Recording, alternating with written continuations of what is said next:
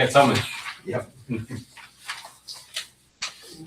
No, Sarah's been a big help.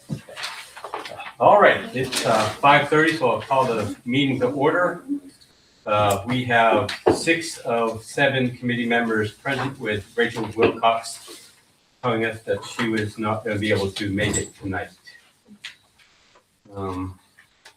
There's no other adjustments or additions to the agenda. Is there a motion to approve the minutes of February 5th? So moved. Second. We have Ben and Randy. Any discussion? All those in favor? Opposed? 6-0. And one abstention, I'll sit in for Rachel.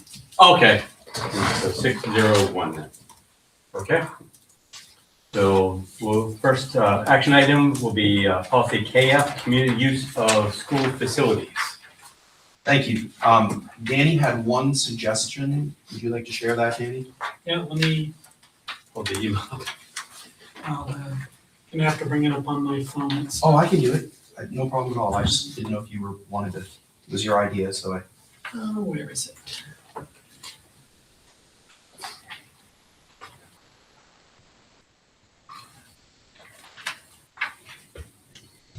In the CAF, it mentions, as I sent it already, it mentions in one section, it mentions principal, another section, it means, School it says administrator. building principal, building administrator. Right, building administrator, yeah. I'm thinking it should be I one or changed, the other. I changed it to building administrator if the group's okay with it. That covers the principal and the Yeah, assistant principal. exactly. It covers Whoever is everybody. designated Whoever's there, in charge yeah. for that. Yeah. So I just wanted to make sure that you were all okay with it, because this policy has been Around. pretty well around and around, but I did make that change. Was that reflected in what we have in front of us, Tom? Yeah, No, I changed it this afternoon after Danny sent me an email. Right. But I only changed it in preparation for discussion. If you all didn't agree, it would just go back.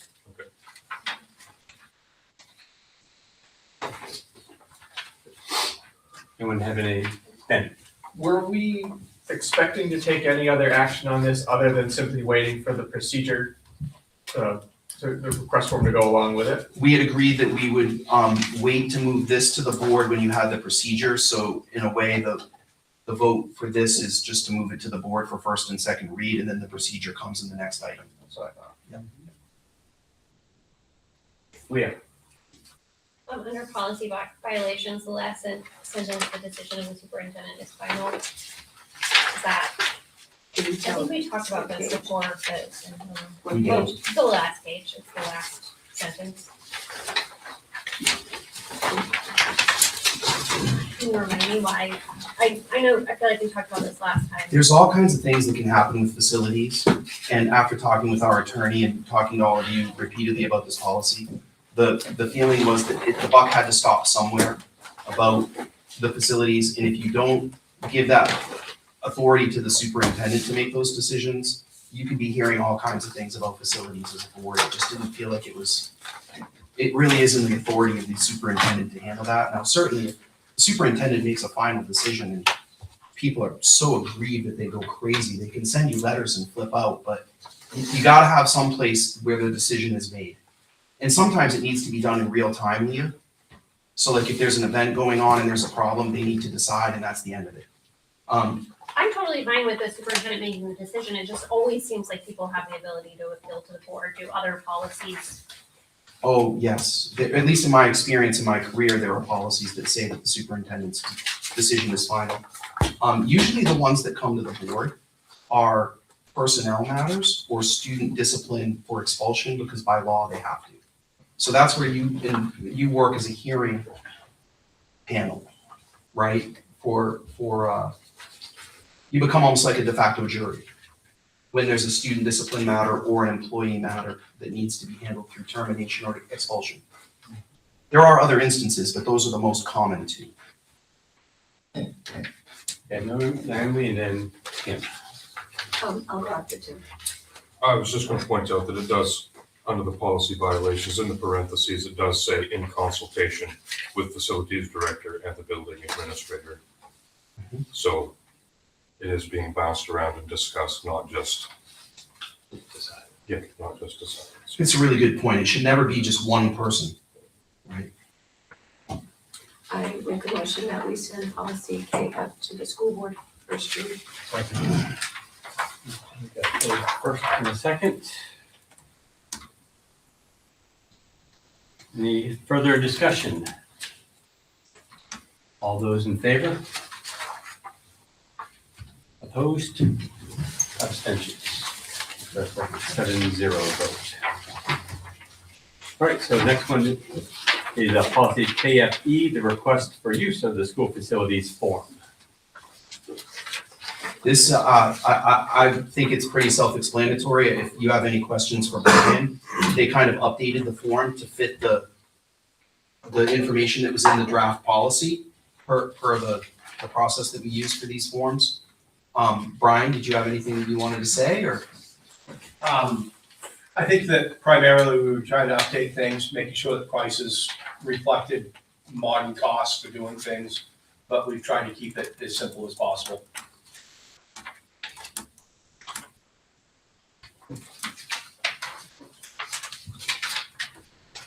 Yes. I just got some format things, pardon me for how I sound. There are, like on the first page, the telephone and the email lines. There's this huge line for a telephone number and then a tiny email and a little blip of a line and then a whole big line underneath. Just the format, there's some format things. I don't know who's the person in charge of, amending. We will take care of that. And the entrance fee, it says, will you be charging an entrance fee? And the line for that is on the next, it's on the next page underneath, or line underneath. So, I mean, they're just some little format things, but Right. the whole thing is great. I Right. think. Yeah, if I could, on that second page, the sentence that said the policy governing the use of district policies, it'd be nice if we actually listed what that district policy was, so that way people wouldn't have to go and try to figure out. It doesn't say, it says facilities. No, on the second page, it says, Policy K, the Right. policy Where? KF Right. governing the use hazard. right, So whether it's in Oh. parentheses or just right, there. yeah, exactly, just so that they know what the policy is and not try to, figure out which out of the Yeah. numerous policies we have. That has some formatting errors too. Yeah, we can clean up the formatting for sure. Yeah, we can have Kayla help with that, I think. So would you like it to say, what I would say is, would the group be willing to amend to just say, can you give me edit access? I don't have edit access to the form. Do Sarah or Brian, who put it into Google? Was it Karen Overlock? I'm not sure. I would Oh. assume that it was Karen, that's who I sent it to. Oh, okay, no It problem. was a form that they already had that was in Microsoft Word. Oh, right, and that's, okay, no problem, Sarah, that's fine. I can fix this very quickly later, I just can't edit it right now. But what I would say is that I would say policies, including but not limited to KF, just in case there's some other benign policy somewhere that we don't know that is linked to facilities. Right, and theoretically, policy KF would have any other policies listed in reference material, so it doesn't? Doesn't Okay. have any policies. No, I think that's the only, it's the primary Should we one. just, I think it would be a good idea to, if somebody's signing this, attach that policy. But I don't know that we wanna dictate it, that it be attached in case it's not. It's also a lot of paper, Yeah. just send it around paper. I mean, if someone puts their signature on there saying that they read and understood it, even though they haven't, then that's on them. Yeah, I wouldn't have any problem with just putting what you recommended. That's reasonable. If I could. Yep. The vast majority of the users of our facility are repeat customers. We're very familiar with them, particularly at, say, at Warren Community School. It's Warren Rec that makes up probably 90% of the users. For instance, just recently, we had a request from the senator, Graham Platter, who's looking to have host an event at Montgomery Valley High School And I sent over the facilities use form and talked them through, kind of the rules and stipulations to it. And we would do the same thing, I would just attach the policy to it as well, if there's any questions.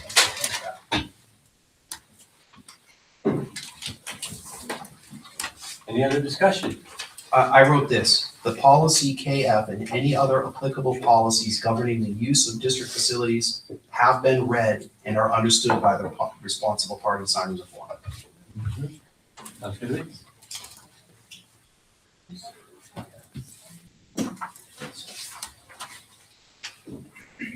We sending this to the board for review? We need a motion. Yeah, we can, we just need a motion. Are you making a motion? I was just asking if we needed to send. Oh, it. yes, yeah, we would, yeah, in order to send it up, yeah. Then I'll make a motion to send it to the board for first reading. Thank you. We have a second? Randy? And you get my dollar's worth tonight. Yeah, you are. Dollar for seconds, five for motions. Just one little That's the way minor it should be. I mean, we work for these things. added on, depending upon how the vote goes tonight. On the first page towards the bottom where it lists the cafeteria fee, all that stuff, it says grade school K to 6. Might have to end up changing that K to 5 depending upon how the vote goes tonight. Mrs. Schiff's, would you be willing to amend your motion? It's not Mrs. Schiff's. I'm just kidding, but I did not say friendly amendment. That's my dad. Yeah. Yes, I can amend my motion or withdraw and make that change, as well as Tom's wording, I didn't say that. Should it just say elementary school? I think so, yeah, we don't specify the high Skip the school. K6. That's a great idea. Elementary school. That way right you, there. right. Then you wouldn't have to worry about pre-K or anything like that. Well, it's already, one of the schools doesn't have 6 already, so Right, it exactly. makes sense to say elementary school. Correct. Any other discussion? All those in favor? Opposed? 7-0. Great. All right, so the next policy is GCSA, employee use of school-issued computer devices and the internet. Can I just say, thank you everyone for the hard work on KF and KFE. It's been a real slog, but it's been worth it because it really affects community relations, the revenue the district generates. Like, it's been a really good process this is what policy development I think should feel like in terms of going back and forth, doing research, thinking about it, being mindful. I just wanted to thank you for a really good process on that. Ian is here, and so I would like Ian to talk about GCSA, GCSAR, JINDBR, if we can get to all of those. Like, I just wanted to invite Ian to talk about the employee use of school-issued computers and devices. Yeah, thank you. I reviewed these policies and I will say that the GCSA and GCSAR with just a few amendments are really quite standard and good to go. I think that they, the few tweaks of recommended language in the first paragraph, I think just clarifies. I did make one little change because I'm contractually obligated to. iPad was really spelled poorly and wrong. And according to my contract as an Apple Distinguished Educator, the phrase iPads is not a thing because iPad is an adjective and you can't have multiple denominations of an adjective. So it is either an iPad tablet or iPad device. So I've just made that at the pleasure of the board.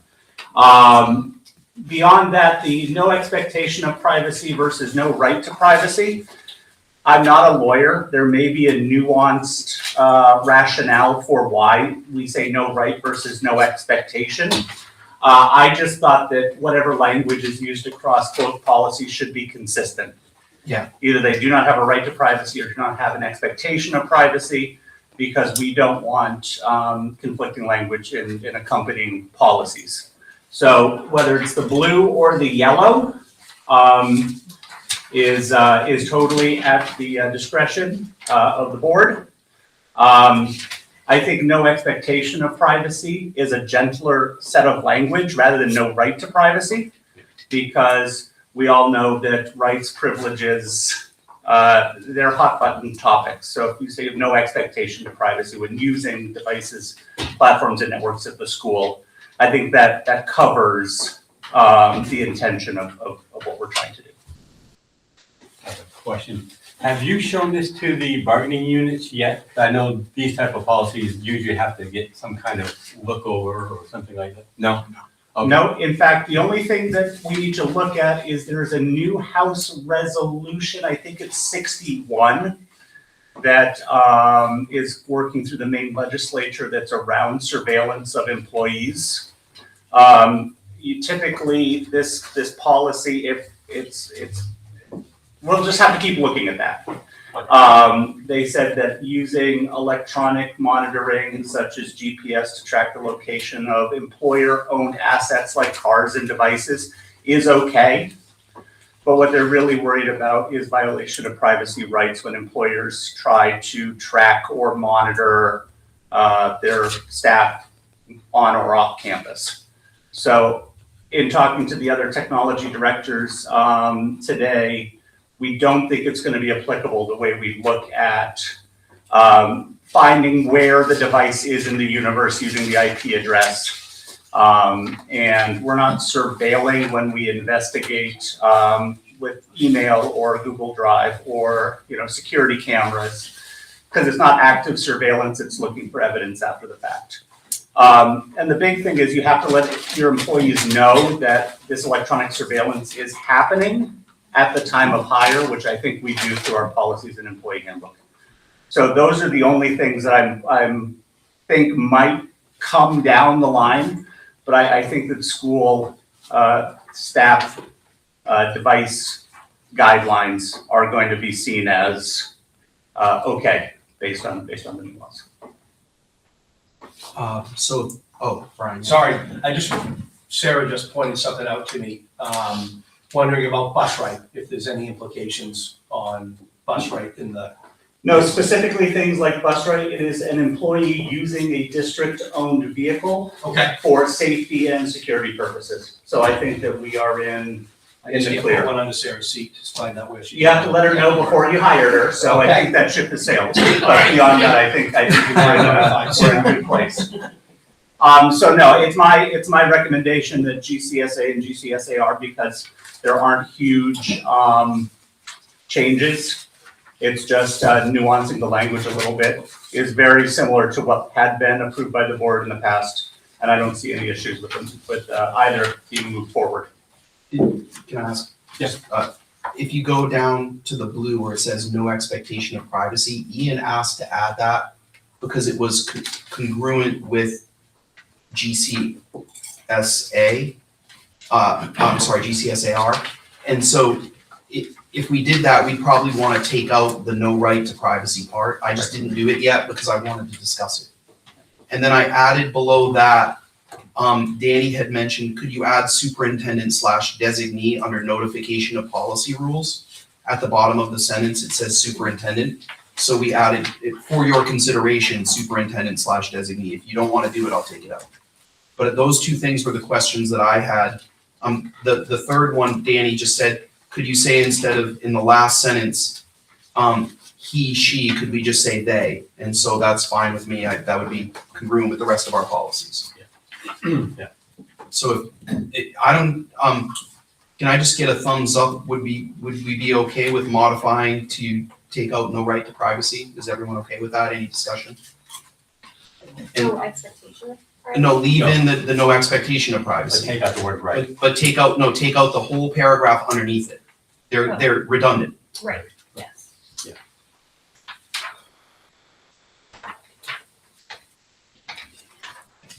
The other thing that the no right to privacy paragraph, now you just voted to exit, it's fine. But it also says whether on or off school premises, but does not indicate specifically while using school devices, networks, and systems. Yeah. We can't simply just say you have no right to privacy anywhere that you're using a computer. And so the no expectation of privacy is more specific to the conditions that for our staff. Yeah, I had, you want us to take without iPads? I actually changed it to tablets, iPad, lowercase I, capital PAD, or other tablets or devices issued directly to staff. It was just a change of the spelling. Do we have to say iPads aren't tablets, aren't iPads tablets? iPad or other tablets, because we also have Samsung tablets that are in. Oh, no, I just meant, Yeah. we just say tablets. Tablets are rather fine, than too. Naming iPads. Yeah. That would be fine as well. And the ghost of Steve Jobs won't have. I think it's Relentless. as much as possible to take out specific, yeah. So you guys wanna go with tablets? And other devices, that's perfectly fine as well. Okay. Yep. So I did that. Are we okay with taking out that second paragraph? No right to privacy. Everyone good with that? Yes. I put in superintendent / designee under notification of policy and rules for Danny's questions today. And then I added they instead of he, she under implementation and rules. Okay, so I'm good. If we could have a motion, that'd be great, but it's up to you all. I move that we send policy GCSA to the board for first read Thank you. with the aforementioned changes. We have a. Who seconded I it? almost said, Naomi. I just can't hear her. Should cough. Yeah. Just give us a cough. Let me give her her own microphone. Any other comments? Okay, all those in favor? 7-0. Okay, so now we'll go to our policy. Respectfully, I would recommend that we table this policy so that we can dig into it a little bit more. I haven't had a chance to talk with building administrators about how the revised language may look in use. If we're writing a rules document, it needs to kind of reflect the conditions in our schools. It also, and once again, I shared this with some other technology directors to get their input. There are some things that have been stricken that I think are vitally important to keep in, such as violating third parties provider terms of service. We use a lot of third party products like Google. And if students are violating the terms and use of their Gmail accounts, we can't leave that out, that it's not right. We don't want students downloading apps. We really don't even want them doing it with prior approval. But if they need an app, we will provide it for them. They shouldn't be taking personal agency to do that. Avoiding school filters. I don't know where that recommendation came from specifically, but part of our E-Right and federal grants ask us to ensure that we're making sure that we are providing adequate filters for students against malicious and dangerous material. Having students circumvent those filters seems not awesome. And then it also feels, in my opinion, that this particular policy leans heavy towards high school, but we issue laptops to students in grades 1 through 12. So organizing parent nights, take-home responsibility, providing usernames and passwords to the devices to parents across 12 grade levels will require a level of coordination and work that I don't think that I'm prepared to implement at this point. We don't do that now. And have parents come to an understanding, a meeting. I wish Josh were here. We don't do it at the elementary schools because the devices don't go home. Traditionally, the MLTI program asked that middle school students, when the devices started to go home, would have that meeting on how to manage them at home. Like 10 years ago, Yeah. 12 years ago. I'm not, that meeting did not happen this year. I haven't been to one as a middle school. Yeah. So we have some work to do in order to be able to uphold these expectations. And I'm certainly willing to do that with we don't collect fees or have parents sign insurance. It's a really slippery slope once you start collecting money from families against damage. Something on that too. I think where I work, we did offer that too. Mhm. But we also told parents pretty right out. It's likely that your homeowner's insurance will not cover damage to your child's laptop. And we spelled that out because, oh, I have insurance. Yeah. Yeah, you do, but it doesn't cover a laptop the school gave a kid. So that might be something that if you're revising and thinking about, might want to consider putting that. Absolutely. Historically, I found that damage protection plans and programs, they're not legally binding. They can't be seen as insurance.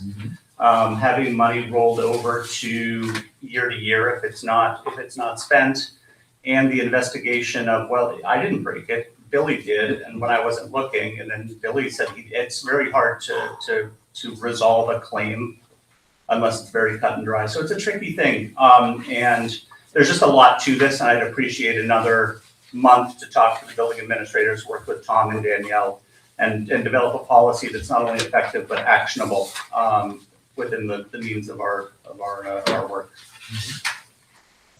I'll make a motion that we table, what's this procedure? Yeah. CSA-R. Thank you. Wait, were you talking about GCSAR or IJ? No, this latest one, IJNDB. Oh. Oh, you were on GCSAR. There was, yeah, we had. You skipped ahead. Oh, I'm sorry. Oh. I thought those seem to be, I felt that's bad. like I the didn't want to combo stop you, platter but I of was like, policies. Okay, well, My apologies. I'll make a motion to table IJND-R. Okay, thank you. And you still want to second it, Danny? Yes. Okay, so we got a motion and a second. Any other discussion? Are you paying out the $5 for motion? Yeah, you owe that to Danny. And this is for the Oh. IJ thing, right? All those in favor? No. All right, 7-0. Thank you, So everyone. now we'll go back to GSCA-R, employee use their rules. Anything on that one, Ian? No, it's very standard, it's in keeping of what was in the past. It's just, once again, revising the no expectation of privacy language. On page 3, On correct? page 3, yep. Okay. I have no reservations about this policy in its entirety. Also on page 3, are we intending to keep the struck out volunteer responsibility to supervise any authorized student? Use of interactive electronic communications must be closely monitored. I think it's redundant to the first bullet point. So you'd like to strike that? That's what the draft is to strike it out. Okay. Naomi has a, Yes. This is not a change or anything like that. I just wanted to say that, put it out there in the ether, that when I was reading item 3 on page 2, which says any use involving materials that are obscene, pornographic, sexually explicit, sexually suggestive, harmful to minors, or intended to appeal to prurient interest, that this is prohibited. And I just find it really, really, really ironic that all of those things that are listed there are in our libraries. And I really think something needs to be done about that. We tried it a couple years ago, and, well, we got a different librarian, but, it still needs to be done. And I just think it's very ironic that we're saying this is really bad, and it says it's harmful to minors, but we've got all this stuff in our libraries. I'm done. Noted. In the library, but not school. Anyone else? Any? Right. Would someone like to make a motion? Make a motion that we send policy GCSA-R to the board for first reading. Second. Tim, and we've got Ben. Any other discussion on that? All right, all those in favor? 7-0. All right, thank you. I'll come back with Okay. updates next time. Right, so now we're on to policy JLIB, student dismissal precautions. thank you. So just trying to multitask here.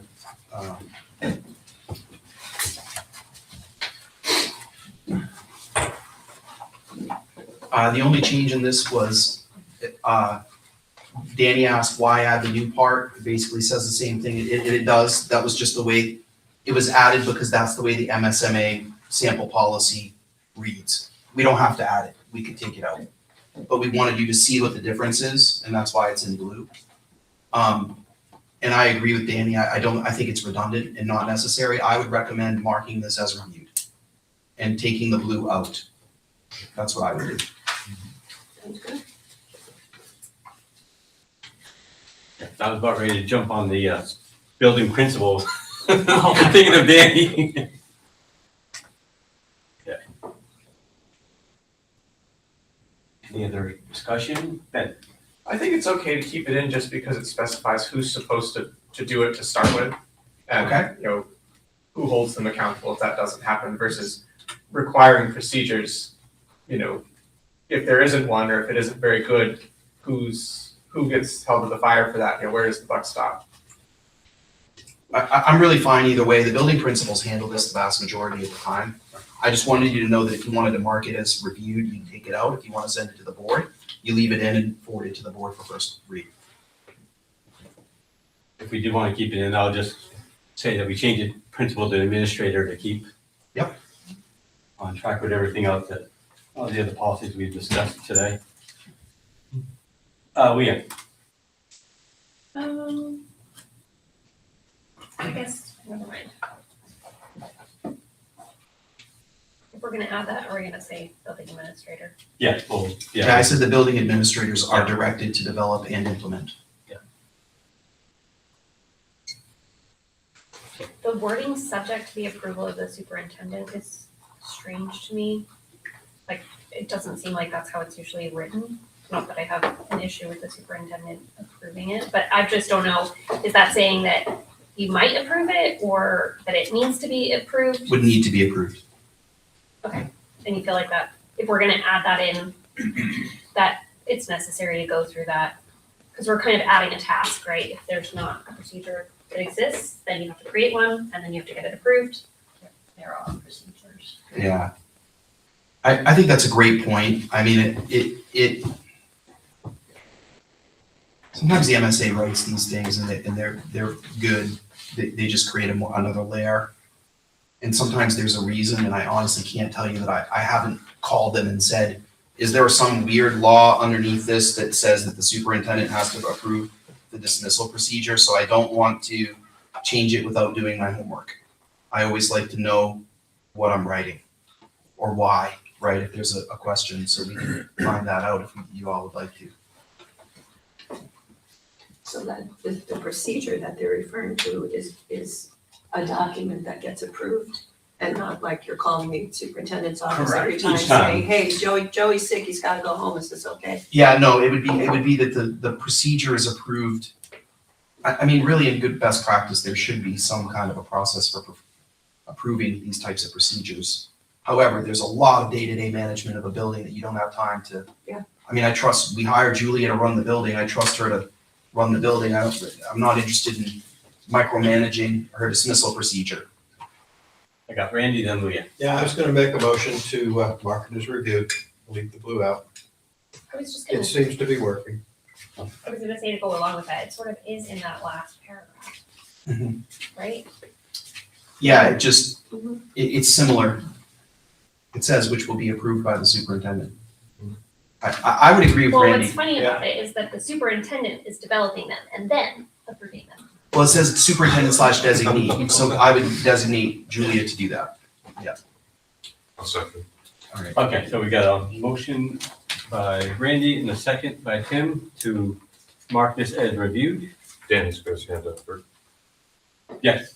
Under the cross references, this can still be marked as reviewed, but you need to update two of the cross references.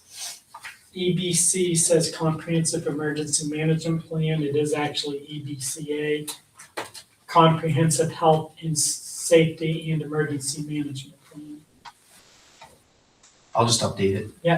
And JEA should say compulsory student attendance. I'm sorry, so EBCA is Comprehensive Health and Safety Emergency Management Plan Comprehensive Health and Safety and Emergency Management. and Emergency Management Plan, thank you. And, sorry, I just wanna make sure I got this right, JEA, just add student in the middle. compulsory student attendance, thank you, Dave. Do we have any other discussion? All those in favor?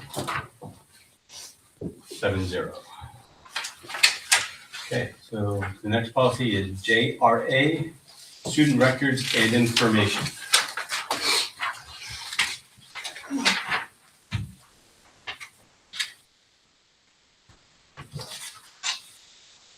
Sorry, I'm just fixing the. All right, You wanna, or I'll get to Ben and then we can go back to Ben. So the big thing that jumps out with me is on the second page under administrative procedures and notices. We currently have where the student struck in the phrase RSU 40 must inform the parent or legal guardian of that student or the student if the student is 18 years of age or older. So at the moment, we're only notifying parents or legal guardians of students who are of the age of majority, which seems to be the opposite of the intent of that text. Correct. let me read that again, Ben, thank you. So I think originally there should have been a comma after parent or legal guardian of that student.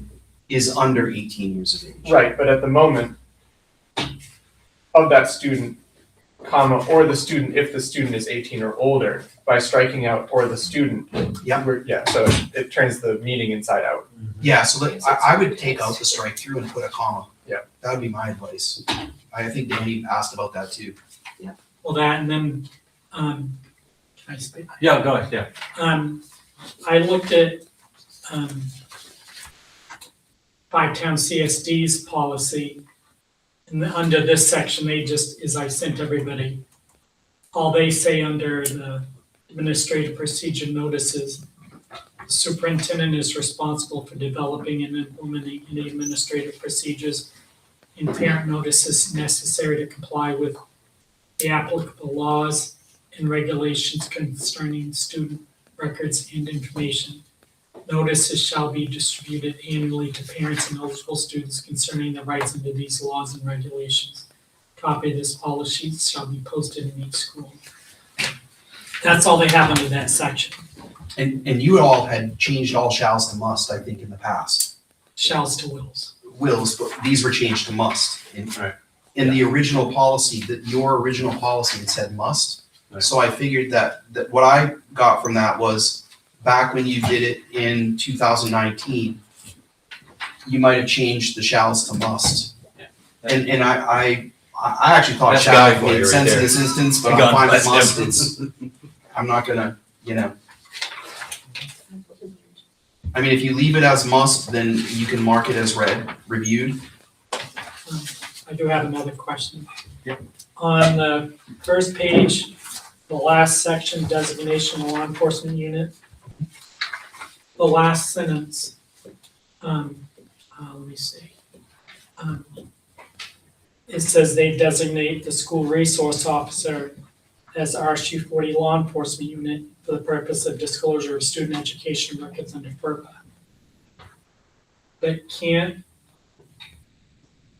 the SRO is a Waldeboro police officer, so he can only deal with Waldeboro. Right. He can't, Or Wing, yeah, he can't do anything with the other, the other Knox County schools, yeah. I'm annoyed with myself because I was on a call with Kathleen about another matter today and I meant to ask her about this and we ran out of time. I honestly would recommend tabling until I get that answer. Because I think it's a really great question. You can't have the school resource officer as RSU 40 law enforcement for the purpose of disclosure of student education records if they can only serve one county. That doesn't make sense to me. I agreed with the question. I'm sorry. no, I was racking my brain at the end of the call thinking, what was it that Danny asked that I wanted to ask Kathleen and I couldn't remember. because when I was looking at it, I'm like, well, if the students are at the high school, but yet they live in the town, can the Right, he has SRO no can jurisdiction, even do yeah, that. he has no, yeah. They didn't be too picky. Yeah, unless there's some kind of mutual aid agreement that they have that we don't know about. So I would, so is everyone good with the final paragraph, leaving it as must? Are we good with that? I just want to Oh, you close mean out the first notes. paragraph? No, the final paragraph. It's also in the first too, so. Yes, there was one in the first, so we should probably, did you want to do both as must, to leave them the way they are?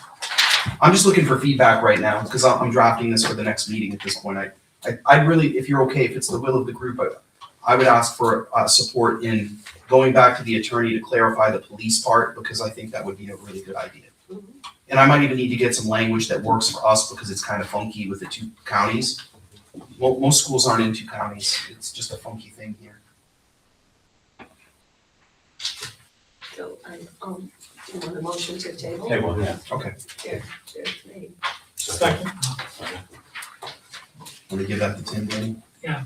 All right. Thanks, Danny. Any He other gets $5 How from much Randy. money? Five Goes your yeah. gas today. That's a going rate then. Any other discussion? All right, all those in favor? 7-0. All right. Is there any other items that we want to discuss?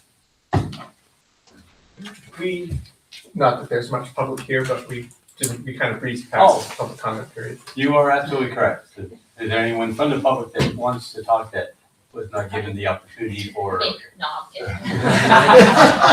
All right, so with that being said, it is Practicing. 6:11 and I'll call this meeting adjourned.